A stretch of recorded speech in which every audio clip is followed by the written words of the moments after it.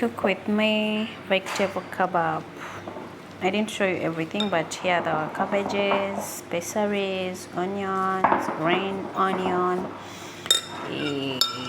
Yes. Yeah. So mufumbi chef Godwin agamba naaba bulungi engalo zo omixinga bino ebirungo byo vegetable kebab.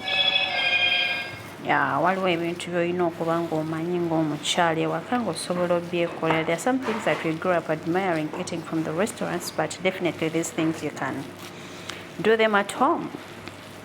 So here we are trying to make our vegetable kebab.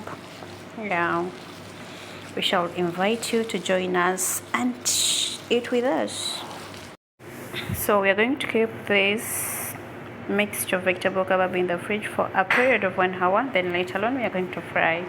Stay tuned mikwano nsigadde nga nze Rosie omwogerezi w'eno firimu n'okufumba kuno.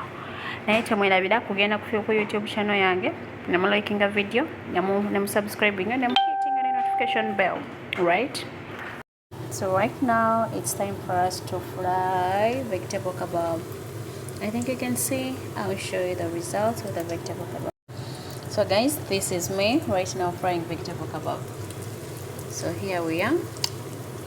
Okay. So that's the final look of vegetable kebab. Katinganya kule vegetable kebab. Nze sasa otaka kotiye.